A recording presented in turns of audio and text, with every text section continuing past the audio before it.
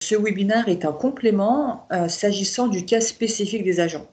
Parce que comme nous allons le voir, les agents ne sont pas logés à la même enseigne. S'agissant des délais, les choses sont moins favorables pour les agents publics. Donc ce sont des choses importantes à savoir, car tout agent, malheureusement, peut un jour avoir affaire au juge administratif à contester une décision, et même l'administration, dans ses relations avec ses agents, donc, doit connaître ces règles de notification des délais et voies de recours pour le cas donc, spécifique des agents. Alors, petit rappel qui s'impose pour ceux qui n'auraient pas suivi le webinaire précédent. Alors, on part de l'article R421 du Code de justice administrative. C'est cet article-là qui dit que le délai de recours contentieux doit être introduit dans que la requête contre une décision doit être introduite dans un délai de 2 mois à partir de la notification ou de la publication de la décision attaquée. Notification pour les décisions individuelles se notifient, publication pour les actes réglementaires. Donc notification, publication, et c'est à compter donc, de cette date de notification et de publication qu'on fait courir le délai de 2 mois. Délai de 2 mois qui est un délai franc. Donc il résulte que pour qu'une requête soit recevable, elle doit obligatoirement, impérativement être introduite dans ce délai de 2 mois, sachant que le non-respect de ce délai est non régularisable. C'est-à-dire que si on laisse filer le délai de 2 mois, il n'y a plus rien à faire. On est purement et simplement forclos devant le juge administratif. D'où l'importance donc de cette règle de principe. Ensuite, article R421-2, toujours du Code de justice administrative. Alors cet article nous indique quelque chose d'important. Il nous dit, sauf disposition législative ou réglementaire contraire, dans les cas où le silence gardé par l'autorité administrative sur une demande vaut décision de rejet, l'intéressé dispose pour former un recours d'un délai de 2 mois à compter de la date à laquelle est née une décision implicite de rejet. L'article R421-1 parle de notification et de publication. Donc si j'ai une décision qui est notifiée ou si j'ai un acte réglementaire qui est publié, c'est que la décision administrative existe, l'acte existe. C'est une décision expresse. Donc cette règle des 2 mois vaut pour les agents, vaut pour tous les justiciables. Jusqu'à présent, il n'y a pas de divergence dans les règles qui s'imposent. Cet article R421-2, cette fois-ci, parle des décisions implicites de rejet, puisque c'est bien les cas où le silence est gardé par l'administration. Donc, 2 mois pour les décisions expresses, pour attaquer, et en principe, normalement, nous dit l'article R421-2, 2 mois également pour attaquer les décisions implicites de rejet nées du silence gardé par l'administration. Donc ça, c'est déjà les 2 premières règles posées par le Code de justice administrative. Et c'est là qu'on commence à voir se dessiner un régime juridique différent pour les agents. C'est quand on se plonge dans le Code des relations entre le public et l'administration. En application de l'article L231-4 du Code des relations entre le public et l'administration, on nous dit que lorsque la demande présente un caractère financier ou une réclamation, et également dans les relations entre l'administration et ses agents, le silence gardé par l'administration pendant 2 mois vaut décision de rejet. Donc là, le silence gardé par l'administration, peu importe qu'il s'agisse d'un administré lambda ou d'un agent public, la règle, c'est la décision de rejet pour les demandes à caractère financier, donc typiquement les réclamations préalables, les demandes indemnitaires, ou pour les réclamations, c'est-à-dire les recours gracieux ou les recours hiérarchiques qui seraient faits devant l'administration. Donc le silence gardé vaut rejet. Donc, ainsi, lorsque le silence gardé par l'administration vaut décision de rejet, le requérant dispose pour former un recours de plein contentieux. Là, je dis bien recours de plein contentieux car précédemment, le Code des relations entre le public et l'administration parlait bien de réclamation indemnitaire, c'est-à-dire une demande à... Donc, ainsi, lorsque le silence gardé par l'administration vaut décision de rejet, le requérant dispose pour former un recours de plein contentieux. Là, je dis bien recours de plein contentieux car précédemment, le Code des relations entre avec un caractère financier. Donc, on est bien dans le cadre du recours de plein contentieux.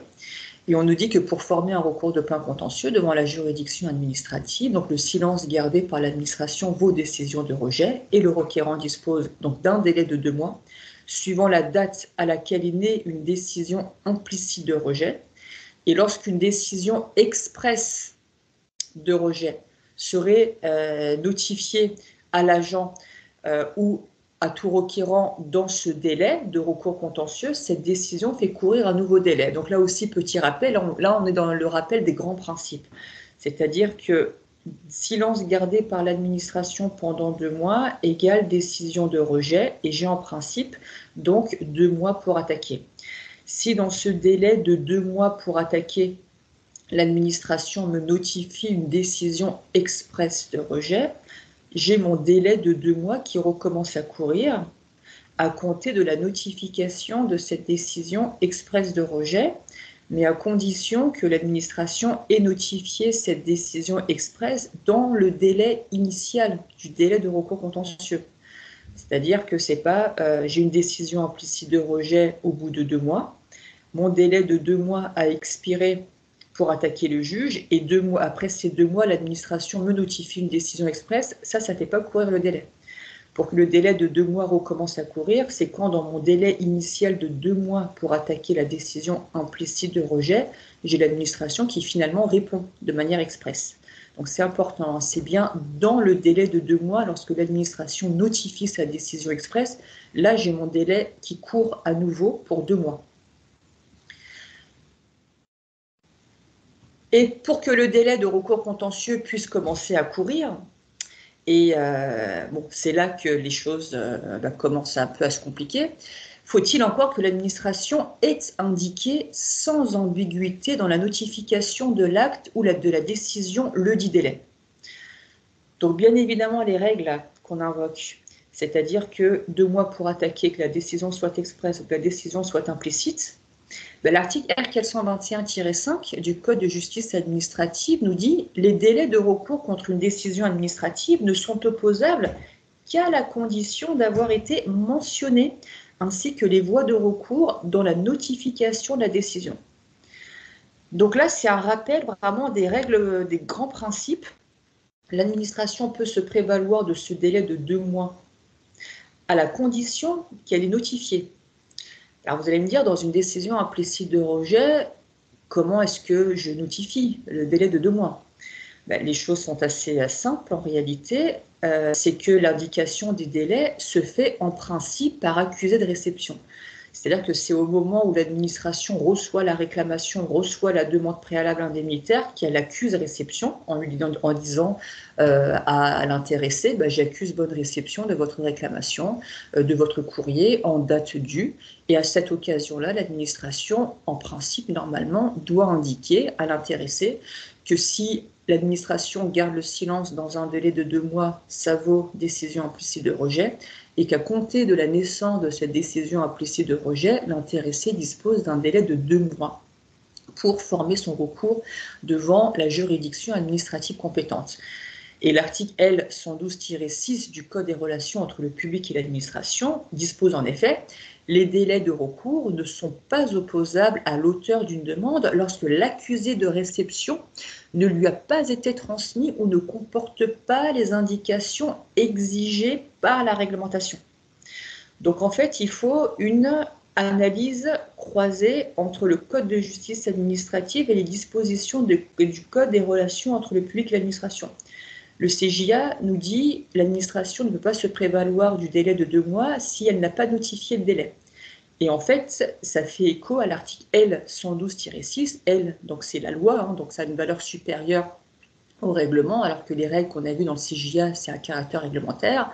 Donc là, la législation nous dit bien que l'administration doit, en principe, accuser réception et indiquer lors de cet accusé de réception donc les délais et voies de recours.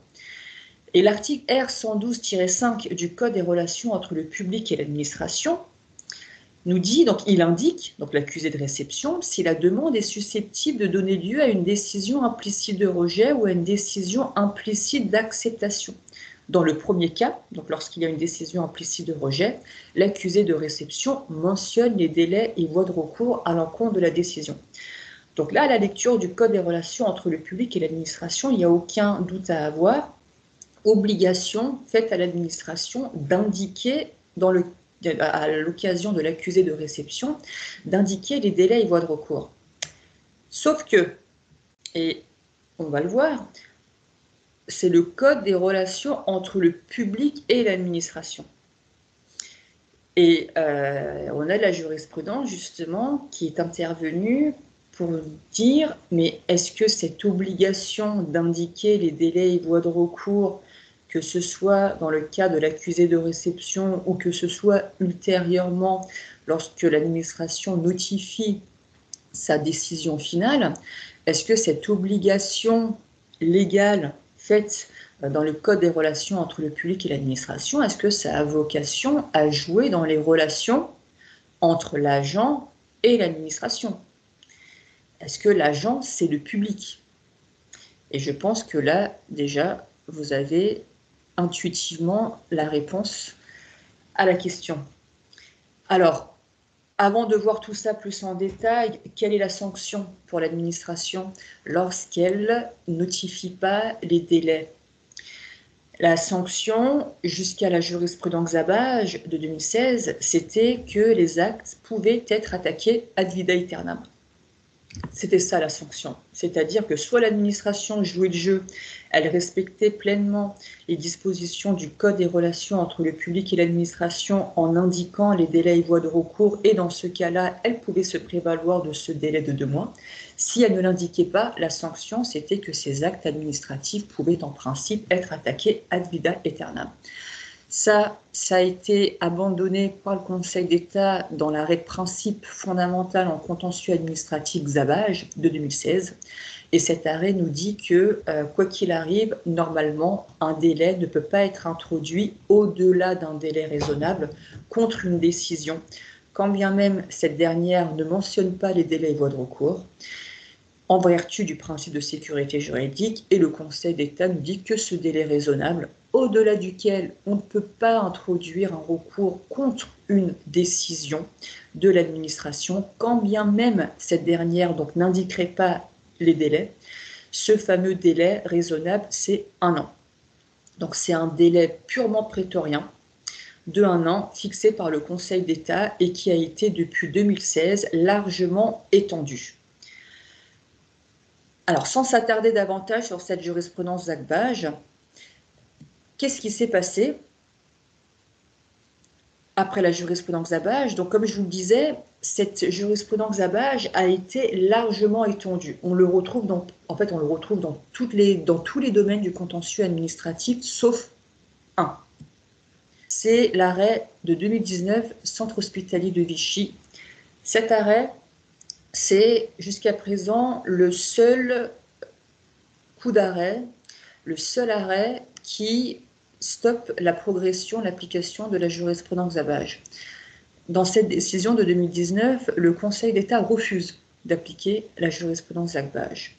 Il nous dit, le Conseil d'État, qu'il résulte du principe de sécurité juridique que le destinataire d'une décision administrative individuelle qui a reçu notification de cette décision, où on a eu connaissance dans des conditions telles que le délai de recours contentieux ne lui est pas opposable, c'est-à-dire absence de notification des délais, doit, s'il entend obtenir l'annulation ou la réformation de cette décision, saisir le juge dans un délai raisonnable qui ne serait, en règle générale, et sauf circonstances particulières, excéder 1 an. Donc là, rappel de la jurisprudence Zabaj. Toutefois, et c'est là l'apport de cet arrêt, cette règle ne trouve pas à s'appliquer au recours tendant à la mise en jeu de la responsabilité d'une personne publique qui, s'ils doivent être précédés d'une réclamation auprès de l'administration, c'est-à-dire en fait réclamation indemnitaire, ne tente pas à l'annulation ou à la réformation de la décision rejetant tout ou partie de cette réclamation, mais à la condamnation de la personne publique à réparer les préjudices qui lui sont imputés. Donc là, retenez que dans cette décision centre hospitalier de Vichy, le Conseil d'État nous dit « Ok, la jurisprudence Xabage a vocation à s'appliquer, c'est-à-dire le délai de 1 an à l'encontre des décisions qui n'indiqueraient pas les délais, sauf dans un domaine, dans un contentieux, celui de la responsabilité administrative. C'est-à-dire que là, on est vraiment dans le recours de plein contentieux pur et dur, dans le contentieux indemnitaire, dans le contentieux de la responsabilité administrative. Donc, grosso modo, lorsque quelqu'un demande à l'administration réparation, une indemnisation pour réparation de différents préjudices subis, soit l'administration accuse réception en amont de la réclamation en disant ben voilà, si je garde le silence, vous avez 2 mois pour attaquer. Soit l'administration, sans accuser réception, elle répond quand même à la demande de l'intéressé en indiquant les délais et voies de recours. Donc soit elle fait ça, et dans ce cas-là, elle peut se prévaloir du délai de 2 mois. Si elle ne le fait pas, ben le Conseil d'État nous dit qu'il n'y a pas de délai, même pas 1 an. Donc, dans le contentieux de la responsabilité administrative indemnitaire, soit c'est 2 mois, soit il n'y a pas de délai. Voilà. Soit c'est 2 mois, soit il n'y a pas de délai. Qu'est-ce qui s'est passé? Et là, après ces grands rappels sur les agents, qu'est-ce qui s'est passé? Il y a eu plusieurs contentieux où des agents ont tenté tout simplement de se prévaloir de cette jurisprudence, centre hospitalier de Vichy, en soutenant la thèse selon laquelle voilà, l'administration n'a pas indiqué les délais et voies de recours dans la notification de la décision de rejet de ma réclamation indemnitaire, ou bien l'administration n'a pas accusé réception de ma réclamation indemnitaire en indiquant à cette occasion dans l'accusé de réception que passé le délai de 2 mois sans réponse, ça valait décision implicite de rejet et que je disposais d'un délai de 2 mois pour attaquer. Donc à partir de là, centre hospitalier de Vichy, il n'y a pas de délai pour moi qui s'impose, je peux attaquer l'administration hors délai, au-delà du délai de 2 mois. Sauf que il y a des dispositions, toujours dans le Code des relations entre le public et l'administration, qui font que ces grands principes-là, qu'on a rappelés, ça cause des difficultés, ça a causé des difficultés pour les agents. L'article L112-2 du Code des relations entre le public et l'administration nous dit « Les dispositions de la présente sous-section ». Et cette sous-section, c'est celle qui est relative à la délivrance d'un accusé de réception par l'administration, souvenez-vous, avec l'indication des délais et voies de recours et avec la mention si le silence gardé par l'administration vaut rejet ou acceptation. Et cette disposition spécifique du Code des relations entre le public et l'administration nous dit que les dispositions de la présente sous-section ne sont pas applicables aux relations entre l'administration et ses agents. Donc ça veut dire que l'administration, dans ses relations avec ses agents, n'a pas à accuser réception des demandes de ces derniers. C'est-à-dire que si elle n'a pas l'obligation à accuser réception, elle n'a pas l'obligation à dire que voilà, le silence vaut rejet et 2 mois pour attaquer.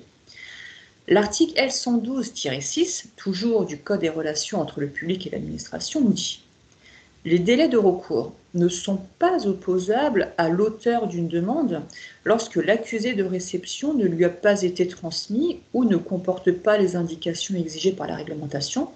Le défaut de délivrance d'un accusé de réception n'emporte pas l'inopposabilité des délais de recours à l'encontre de l'auteur de la demande lorsqu'une décision expresse lui a été régulièrement notifiée avant l'expiration du délai au terme duquel est susceptible de naître une décision implicite. » Donc, cette fameuse disposition-là, Elle se retrouve dans la sous-section délivrance d'un accusé de réception et donc elle est exclue des relations entre l'administration et ses agents. L'administration n'a pas accusé réception avec indication des délais et voies de recours à ses agents. Pour les agents publics, les fonctionnaires et même les contractuels, le délai de 2 mois court, même en l'absence de délivrance d'un accusé de réception. C'est-à-dire, et c'est ça qui est vicieux, même à l'encontre d'une décision implicite de rejet. Parce qu'à la limite, si une décision est expresse, c'est-à-dire que si l'administration n'avait pas accusé réception, mais que finalement, dans le délai de 2 mois, elle ne garde pas le silence, elle notifie à l'agent. L'agent a connaissance de la décision, donc là, effectivement, il peut prendre ses dispositions. Là où ça devient vicieux, c'est si l'administration n'accuse pas réception et qu'elle garde le silence. Donc, ça veut dire que l'agent est supposé savoir que le silence gardé pendant 2 mois, ça vaut décision de rejet, et qu'il dispose d'un délai de 2 mois pour attaquer. Ça suppose qu'il doit le savoir. Parce que les dispositions du Code des relations entre le public et l'administration, donc qui réglementent toutes ces obligations d'indication, des délais, voies de recours dans l'accusé de réception, tout ça, ça ne joue pas à l'encontre des agents. Et la jurisprudence a confirmé le délai de 2 mois dont dispose un agent public pour former un recours de plein contentieux consécutivement au rejet implicite de sa demande indemnitaire par l'administration. C'est-à-dire que la tentative des agents qui voulaient se prévaloir de la jurisprudence Xabage dans les contentieux indemnitaires qu'ils avaient engagés à l'encontre de leur employeur, cette tentative a échoué. Cette tentative a échoué, pourquoi ? Parce que les juges administratifs nous disent.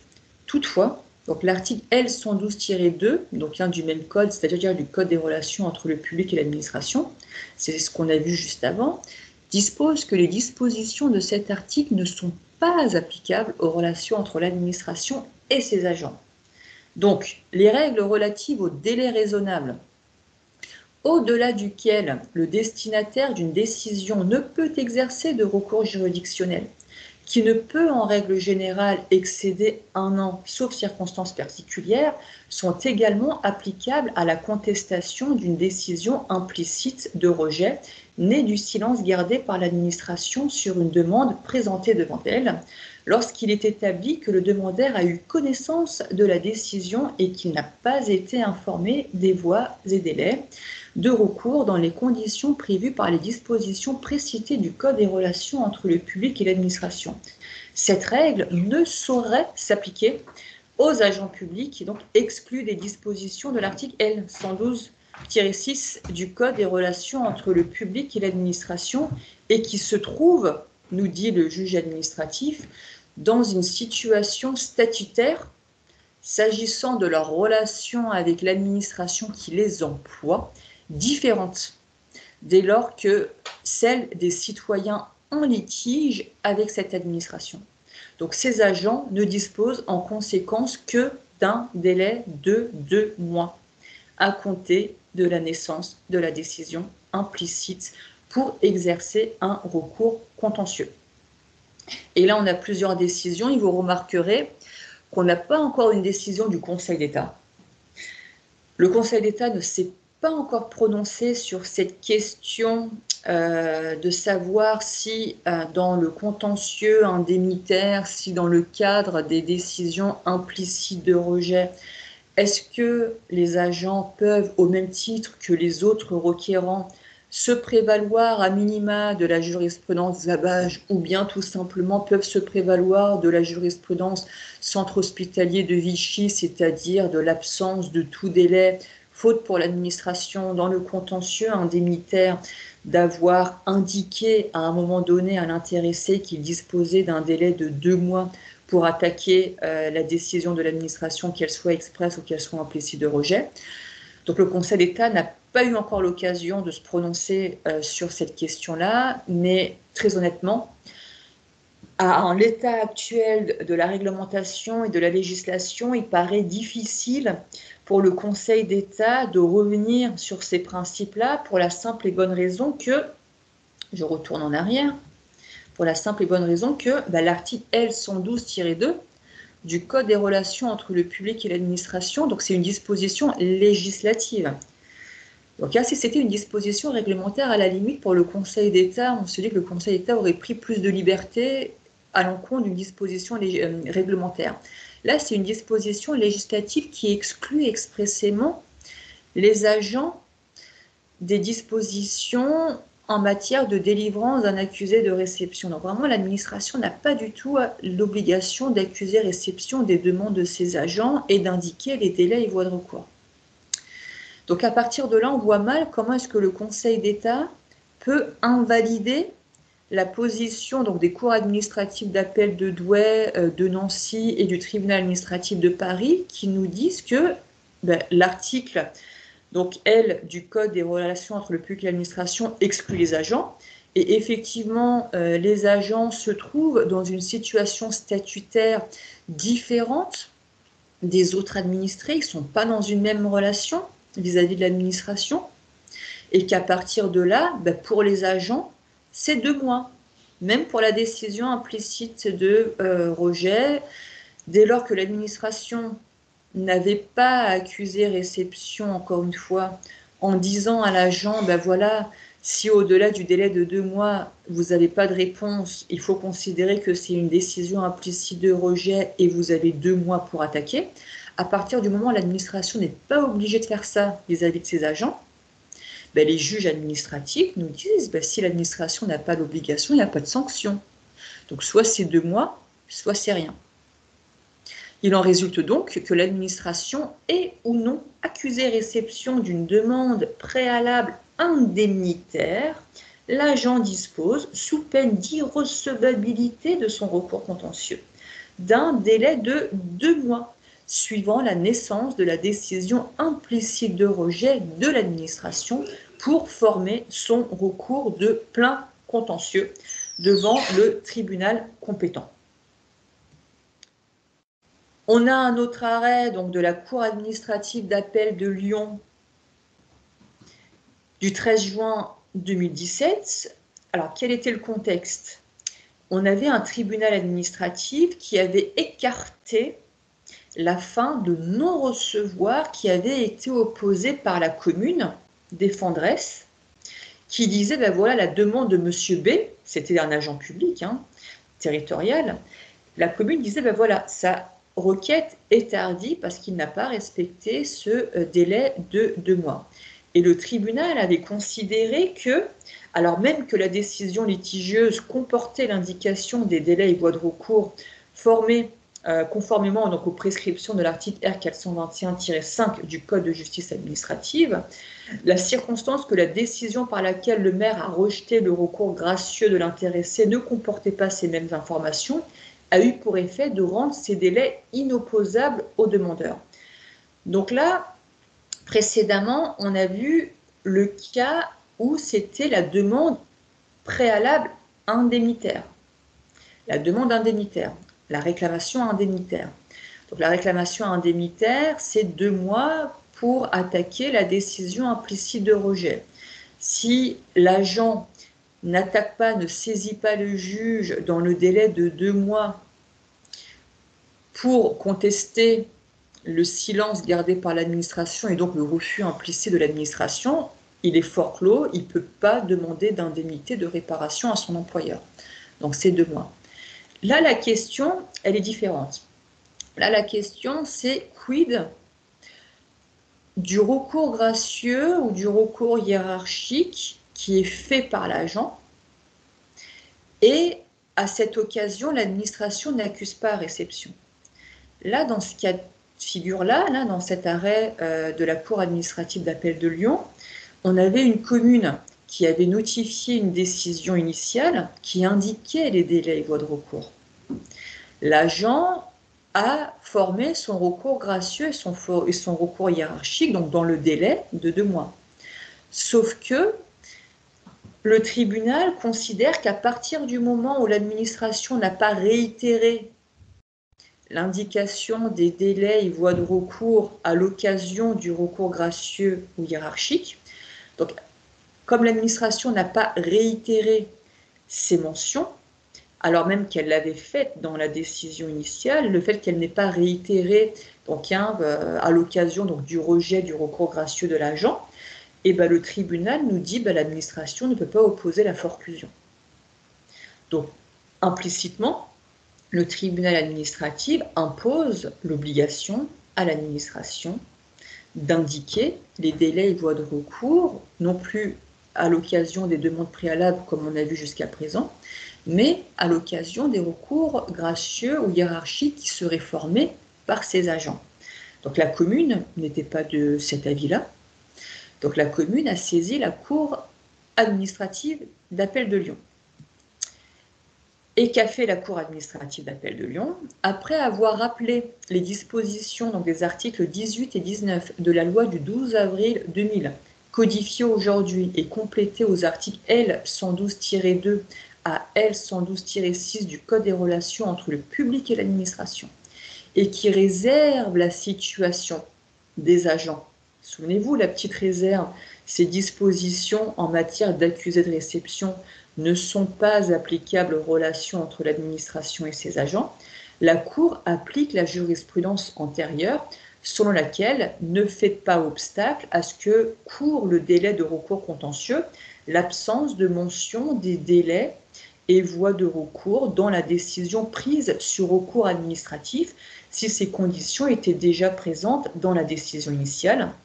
Donc la jurisprudence Felucchi de 2015 qui impose la mention des voies et délais de recours dans la décision attaquée ou dans l'accusé de réception en cas de décision implicite ne trouve donc pas à s'appliquer à la situation des agents publics. Donc l'administration dit oui pour les intéressés, pour les administrés. Pour les administrés, oui, l'administration doit accuser réception des demandes, y compris des recours gracieux ou hiérarchiques, en indiquant les délais et voies de recours. Mais cette jurisprudence-là ne trouve pas à s'appliquer pour les agents publics, toujours en vertu de cette fameuse réserve posée dans le Code des relations entre le public et l'administration et qui exclut expressément les agents des dispositions législatives relatives à l'obligation pour l'administration d'accuser réception.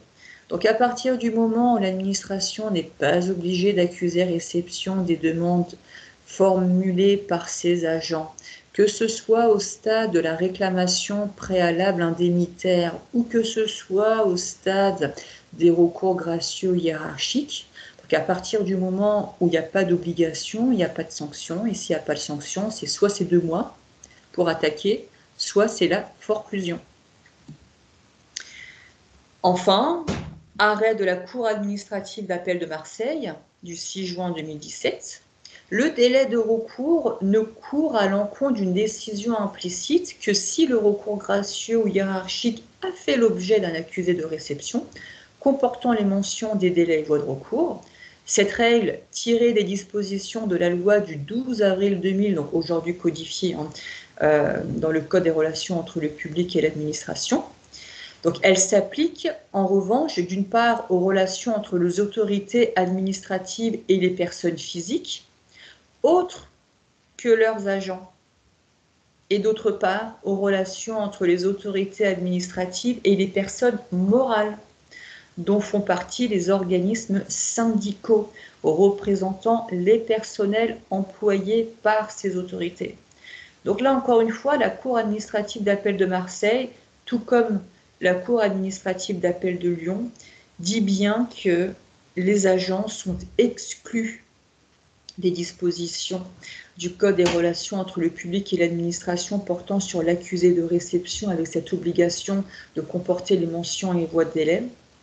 Donc les agents sont exclus, donc ça veut dire quoi? Que si l'administration n'accuse pas réception d'un recours gracieux ou d'un recours hiérarchique de son agent, et ben, naît une décision implicite de rejet. Si naît une décision implicite de rejet, l'agent a 2 mois pour attaquer. Il a 2 mois pour attaquer. Donc, c'est soit c'est 2 mois, c'est précisé, soit il n'y a rien qui est précisé, il n'y a pas d'accusé, et dans ce cas-là, c'est 2 mois également. Donc, ça peut paraître assez sévère, et en réalité, c'est quand même assez sévère, parce que les agents, on peut considérer que les agents sont, comme tous citoyens, sont des justiciables comme les autres. C'est-à-dire qu'à partir du moment où on a les dispositions du Code des relations, de la disposition du Code de justice administrative qui dit que voilà, l'administration ne peut pas opposer la forclusion si les délais n'ont pas été mentionnés. Sauf que cette disposition du Code de justice administrative, c'est une disposition réglementaire. Et les dispositions qui excluent les agents de l'application de toute cette obligation pour l'administration d'accuser réception, c'est une disposition législative. Donc à partir de là, quand bien même le Conseil d'État n'a pas eu encore l'occasion de se prononcer sur la question, il y a fort à parier que les différents juges administratifs, à travers les arrêts que j'ai cités, ont fait une correcte application des dispositions du Code des relations entre le public et l'administration. Donc quand on est agent, il faut être particulièrement vigilant s'agissant du délai de recours contentieux. Et quand vous avez l'administration qui garde le silence, il faut toujours considérer, que vous avez 2 mois pour attaquer devant le juge la décision implicite de rejet de l'administration, quand bien même cette dernière à aucun moment ne vous a indiqué que le silence gardé valait rejet et qu'il fallait attaquer dans le délai de 2 mois. Donc merci pour avoir suivi ce deuxième webinaire et on vous dit peut-être à bientôt.